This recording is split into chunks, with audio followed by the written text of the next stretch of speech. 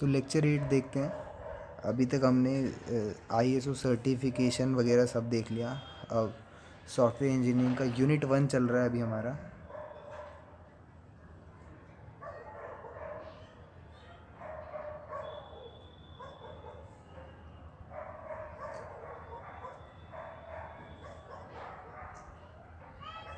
तो software project planning के बारे में जानते हैं। After the finalisation of SRS we would like to estimate size, cost, development time of the project, है ना। और बहुत से केसेस में क्या होता है, कस्टमर में like to know the cost of development time even prior to finalise of the SRS, यानी बोलते नहीं कितनी कॉस्ट लगेगी इस प्रोजेक्ट में। तो सॉफ्टवेयर प्रोजेक्ट प्लानिंग के बात आती है कि इसमें क्या होता है, in order to conduct software successful software project हमें पता होना चाहिए कि स्कोप ऑफ द वर्क क्या है, रिस्क क्या है, रिसोर्सेज क्या क्या है, और task to be accomplish, cost of expenses और शेड्यूल ऑफ द। अब देखो सॉफ्टवेयर प्रोजेक्ट प्लानिंग में होता क्या है कि software planning begin before technical work start, है ना। यानी आपको ज़रूरी नहीं है कि कोडर्स की ज़रूरत पड़ेगी, अभी स्टार्ट करेंगे हम पहले से प्लान करना। Continuous as the software evolve from concept to reality and culminates only when the software is retire. तो देखो size estimation, cost estimation, development time, resource requirement, project scheduling, ये सारी चीज़ें मैटर करती हैं। सॉफ्टवेयर मैट्रिसेस की बात करते हैं तो क्या होती हैं ये और क्यों होती हैं। How to measure the size of software, ठीक है। कुछ अहम सवाल आते हैं, साइज़ कैसे मेजर करा जाए सॉफ्टवेयर का। How much it will cost to develop a software, ठीक है, कितना कॉस्ट होगा, क्या बग होंगे हो सकते हैं, when we can stop testing, testing को कैसे स्टॉप करें, कब करें, और कब हम सॉफ्टवेयर को रिलीज़ करें, ठीक है। सॉफ्टवेयर मैट्रिसेस के सवाल आते हैं कि what is the complexity of the module, what is the module strength and coupling, what is the reliability at the time of release, which test technique is more effective, or are we testing hard or we testing smart, do we have a strong program or weak test suite, ठीक है। तो matrices में Pressman ने बोला, देखो Pressman जो है book भी बता रखी है मैंने आपको स्टार्टिंग ऑफ द लेक्चर में, जब लेक्चर शुरू हुए थे, कि measure provide a quantitative indication of extent, amount, dimension, capacity और size of some attribute of product और प्रोसेस, ठीक है। Measurement is the act of determining a measure. तो इसका मतलब क्या है, the metrics is a quantitative measure of the degree to which a system component और प्रोसेस अ गिवन एट्रीब्यूट।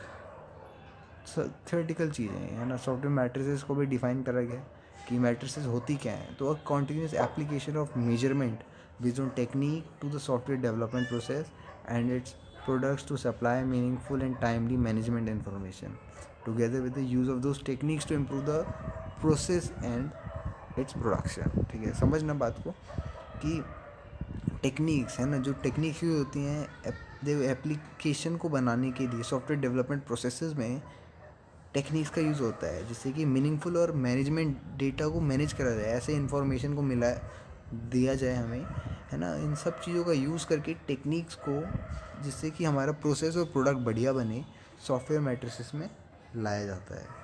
तो यहाँ पे software measures are the fundamental need of the software engineering और to control the software development process, the quality of product और useful in planning performance operation measure of software quality, ठीक है। Size metrics में line of code आ जाती है, LOC, function count आ जाता है, टोकन काउंट आ जाता है, ये सब न्यूमेरिकल्स भी बनते हैं है ना।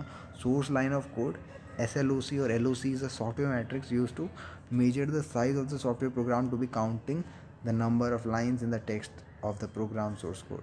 तो SLOC is typically used to predict the amount of effort that will be required to develop a program, कितना एफर्ट लगेगा, ठीक है। एस्टिमेट प्रोग्रामिंग प्रोडक्टिविटी और effect effort once the software is produced. देखो LOC में यहाँ पे देखो तुम्हें न्यूमेरिकल पे आ रहे हैं हम धीरे धीरे। If LOC is simply a count of numbers of line then figure shows between containing 18 LOC line of code, है ना। तो 18 लाइनें हैं। When comments and blank lines are ignored, ध्यान देना, the program is figure contain 17 LOC। अगर comment को हटा दीजिए, दैट इज़ लाइन नंबर 4, तो फिर हमारा 17 LOC रह गया।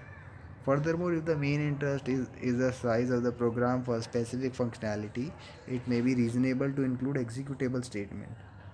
कि executable statement को डालना reasonable होगा. The only executable statement is figure show the line 5 से 17 तक execute जो होंगी, है ना. और the difference in the count are 18 to 17 to 13. वो डिपेंड करता है. अगर आपने 5 हटा दिया तो 18 में से 13 बचता है. One can easily see the potential of major dependency for large programs.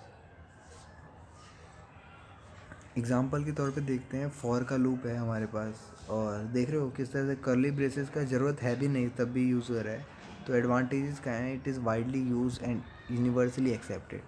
ठीक है, पहली बात तो इम्पॉर्टेंट है. For it permits comparison of size and productive metrics between diverse deployment group और डायरेक्टली रिलेट करता है एंड प्रोडक्ट के साथ. LOC are easily measured upon project completion और it measured software from the developer point of view.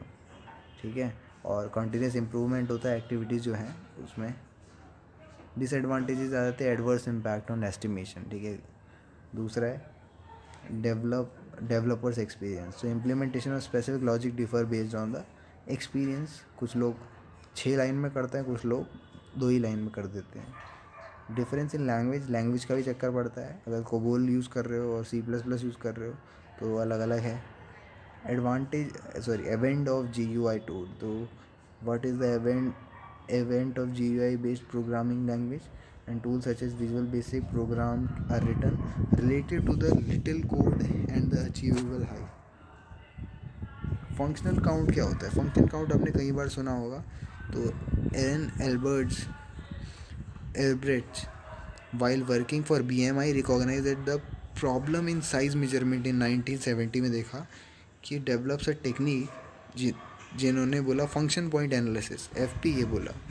ठीक है, which is appear to be a solution of the size measurement. तो it measure functionality for the user point of view, what a user receive from software plus what a user request from the software. ठीक, क्या चाह रहा था, क्या मिला. Function point के बारे में बात करते हैं तो principle of Albert's function point analysis FPA is that a system is decomposed into functional unit. तो input output inquiry internal logic files external interface files वगैरह पे डिपेंड करता है. तो इनपुट में इंफॉर्मेशन एंटरिंग द सिस्टम जो जा रही है, जो जा रही है वो आउटपुट हो जाएगा. इंक्वायरीज में रिक्वेस्ट फॉर इंस्टेंसेस. ठीक है, जो जिसका एसेस करने के लिए रिक्वेस्ट करा गया है. और इंटरनल लॉजिक फाइल में information held with in the system. जो फाइल सिस्टम के अंदर फाइल्स हैं ना, जो लॉजिकल फाइल्स हैं वो इंटरनल हैं. एक्सटर्नल क्या, information held by other system that is use to the system and analyse करने के लिए. तो FPA फंक्शनल यूनिट जो है वो यूज़र से इंक्वायरी करता है, यूज़र से इनपुट आउटपुट एक्सचेंज करता है. और LIF यानी अदर एप्लीकेंट्स जो हैं वो एक्सटर्नल इंटरफेसेस का यूज़ करते हैं फॉर FPA फंक्शन सिस्टम. ठीक है, the first functional unit are divided into 2 categories. तो data functional type, internal logical files और एक्सटर्नल लॉजिकल फाइल्स. तो internal logical files a user identifiable group of logical related data and control information. और external में आ जाता है user identifiable group of logical related data and control information reference by the system. ठीक है, तो ये था maintain within the system ऊपर वाला इंटरनल का, और रेफरेंस वाला बाय सिस्टम एक्सटर्नल का. But maintain with in another system, ध्यान देना दूसरा सिस्टम चाहिए होता है एक्सटर्नल के लिए. This means EIF counter for one system may be ILF in another. Software project planning में ट्रांजैक्शन फंक्शनल टाइप आते हैं. तो वो एक्सटर्नल इनपुट होता है, इंटरनल एक्सटर्नल आउटपुट होता है, एक्सटर्नल इंक्वायरी होता है ना. तो एक्सटर्नल इनपुट में EI प्रोसेस डेटा और control information that come from outside the system. EO is an elementary process that generate data or control information, or EQ is the elementary process that made up of input output combination. ठीक है, तो software project planning में special features क्या होते हैं? Function point approach is independent of language. क्या language है उससे मतलब नहीं. ठीक है, that and methodology use for implementation. तो बहुत सारी चीज़ें कंसिडर नहीं होती हैं. तो function point can be estimated from required specific और डिज़ाइन स्पेसिफिक, तो बोथ पे कवर करती हैं। सॉफ्टवेयर प्रोजेक्ट प्लानिंग में function point are directly link to the statement of requirement. Any change of requirement can easily be followed by a re estimation. तो function point are based on system user external view of the system, non-technical user software system have a better understanding।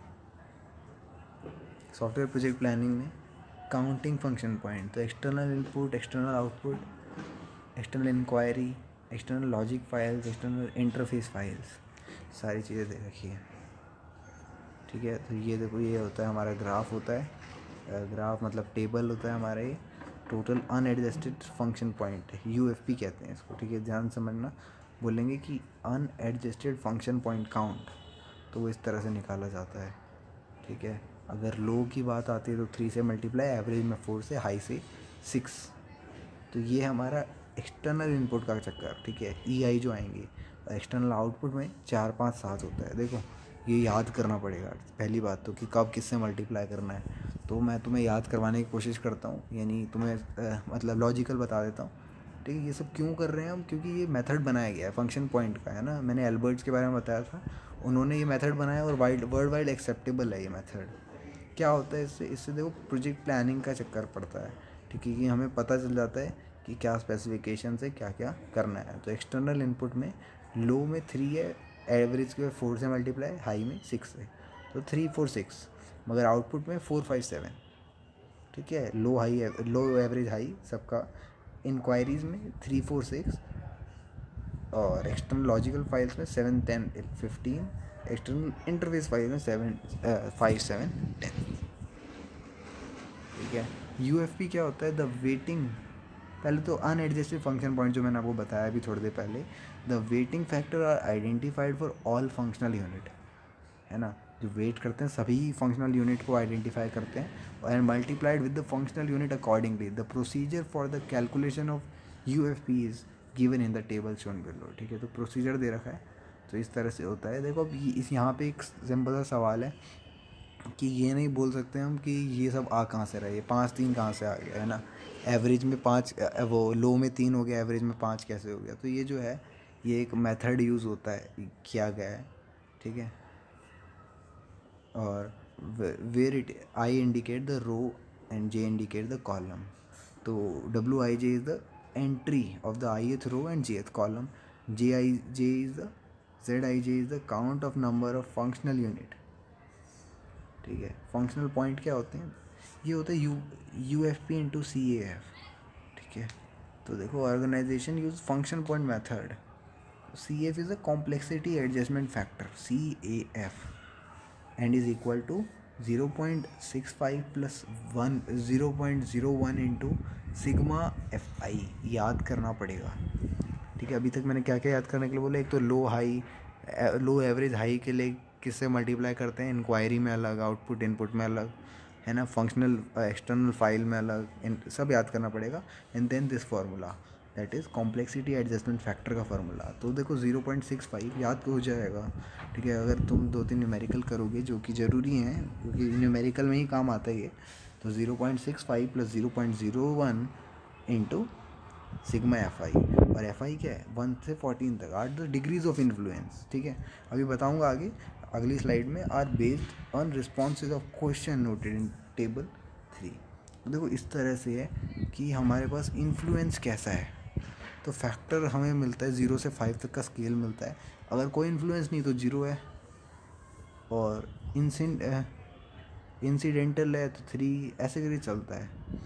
ठीक है, और essential है तो 5, ध्यान देना, बहुत ज़्यादा ज़रूरी है तो एसेंशियल है तो 5 हो जाएगा।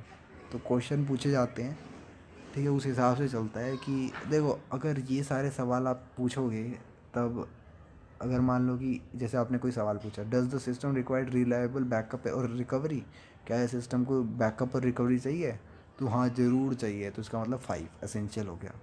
ठीक है, ये सारी चीज़ों को लेके चलना है।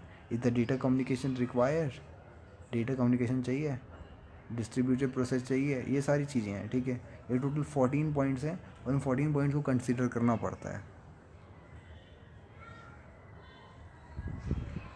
तो यही था हमारा। ठीक है, और इससे न्यूमेरिकल कर लेना जो कि इम्पोर्टेंट है, या फिर देखते हैं कराना हो तो करा लेंगे। तो हमने सॉफ्टवेयर प्रोजेक्ट प्लानिंग के बारे में देखा, ठीक है, कि किस तरह से प्लानिंग का कितना लॉजिक्स वगैरह देखे, है ना, और एलओसी देखा, सॉफ्टवेयर मैट्रिसेस देखे। तो ये था हमारा लेक्चर 8 पूरा यूनिट 1 का।